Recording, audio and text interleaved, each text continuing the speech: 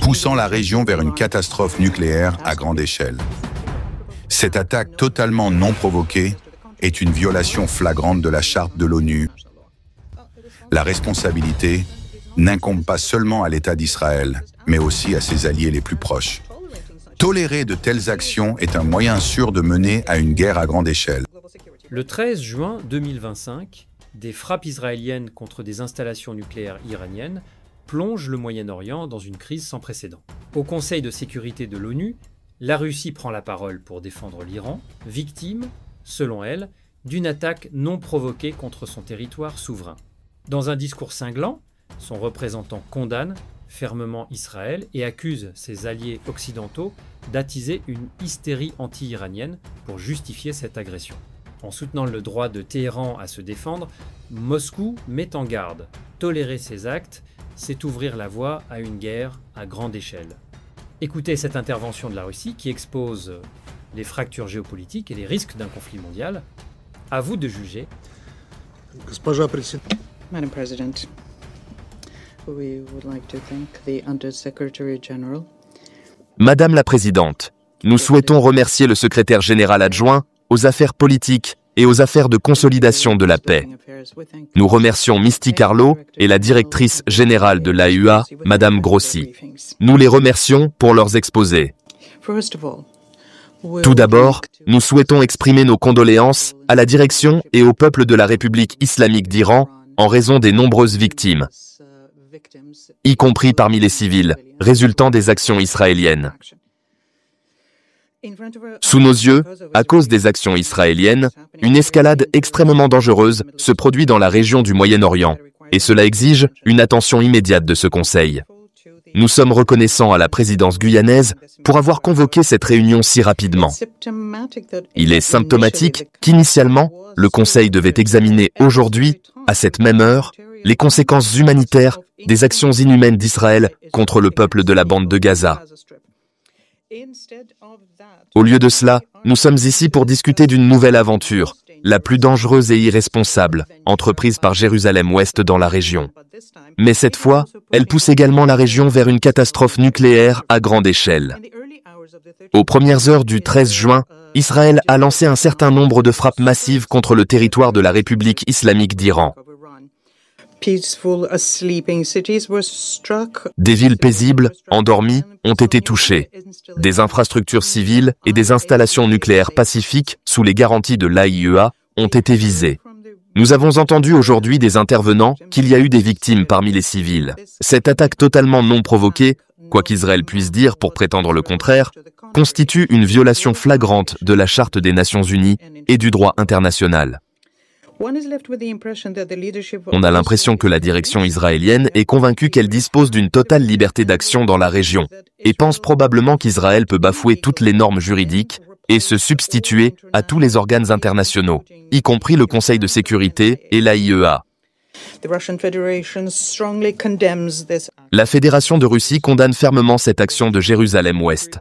L'aventure militaire de Jérusalem-Ouest pousse la région au bord d'une guerre à grande échelle, et la responsabilité de toutes les conséquences de ces actions incombe entièrement à la direction israélienne et à ceux qui les encouragent. Nous sommes particulièrement préoccupés par les conséquences radiologiques potentielles des frappes sur des installations nucléaires. Mon pays, depuis de nombreuses années, met en garde et affirme que tenter de résoudre par la force les questions entourant le programme nucléaire iranien est inacceptable, car cela peut entraîner les conséquences les plus graves, non seulement pour la région du Moyen-Orient, mais pour le monde entier. Mais ces appels n'ont pas été entendus, et la situation suit désormais le scénario le plus négatif et imprévisible.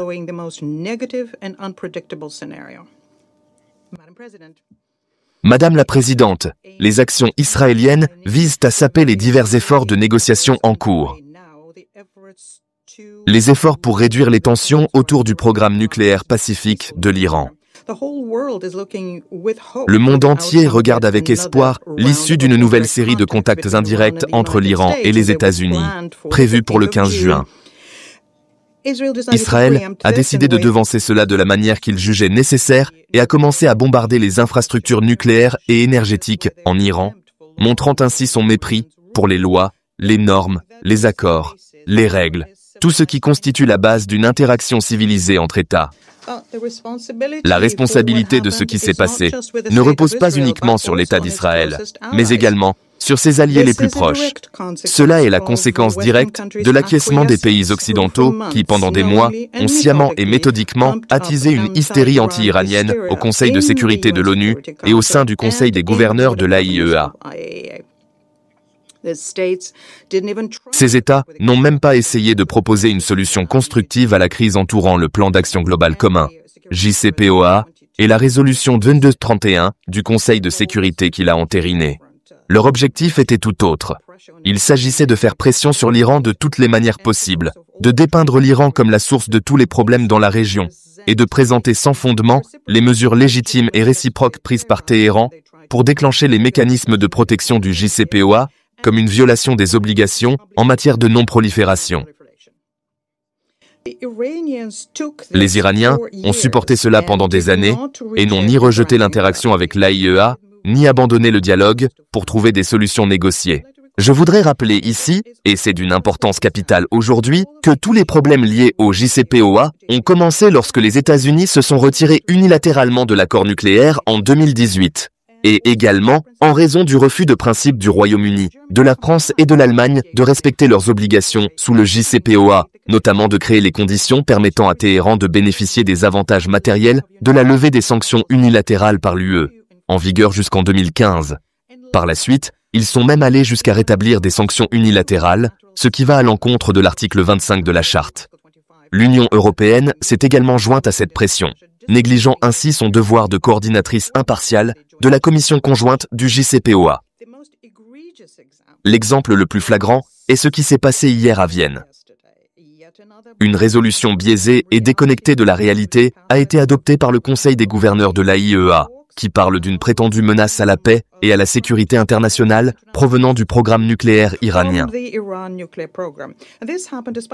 Cela s'est produit malgré le fait que l'Iran respecte strictement ses obligations sous le TNP et sous les accords de garantie globale, et malgré le fait que l'Iran reste l'État le plus inspecté par l'AIEA, les rapports du secrétariat de l'AIEA indiquant clairement qu'il n'y a aucun risque de non-prolifération. En d'autres termes, les participants occidentaux au JCPOA ont tout fait pour alimenter l'escalade, et l'ont, pour ainsi dire, encouragé. Ils ont artificiellement créé des tensions sur les plateformes internationales.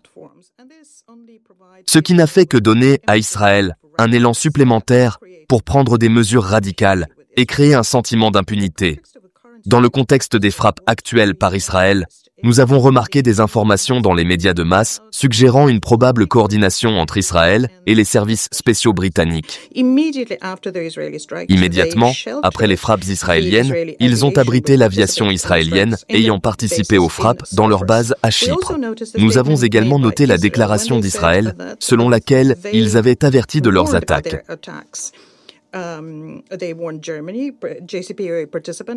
Ils ont averti l'Allemagne, participante au JCPOA, et l'Italie. Il est également apparu que nos collègues américains disposèrent d'informations sur les frappes. Ces frappes israéliennes ont également été soutenues par les Français, qui en étaient clairement informés à l'avance. Et nous ne serons pas surpris si les membres de ce groupe d'États, partageant les mêmes idées, commencent à condamner l'Iran pour les actions qu'il a entreprises, parfaitement conformes à l'article 51 de la Charte.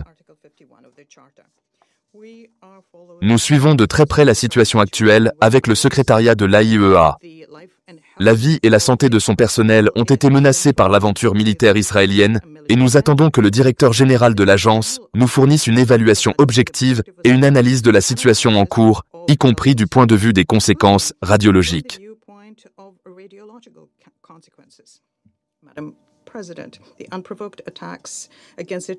Madame la Présidente, les attaques non provoquées contre le territoire souverain de l'Iran, les frappes ciblées sur des installations nucléaires pacifiques, ne peuvent être justifiées en aucune manière. La communauté internationale ne peut et ne doit pas rester inactive face à une telle provocation. Tolérer de telles actions est un moyen sûr de mener à une guerre à grande échelle et constitue une menace sérieuse pour la sécurité mondiale.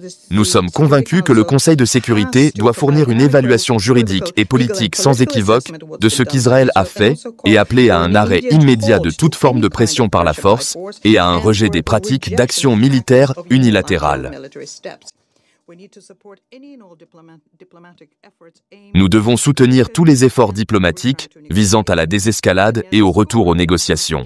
Permettez-moi de souligner encore une fois que le règlement des questions liées au programme nucléaire iranien n'est possible que par une voie politique et diplomatique pacifique. Aucune résolution par la force ne peut être ni légitime, ni viable ici. D'ailleurs, les États-Unis eux-mêmes l'ont déclaré à plusieurs reprises lorsqu'ils ont exprimé leur volonté de poursuivre les négociations. La Russie reste engagée à renforcer le droit international, à respecter la Charte des Nations Unies et à trouver des solutions qui excluent une nouvelle glissade de la région vers une guerre destructrice. Nous sommes prêts à travailler avec tous ceux qui prôneront la diplomatie et chercheront des moyens pacifiques pour résoudre les différends.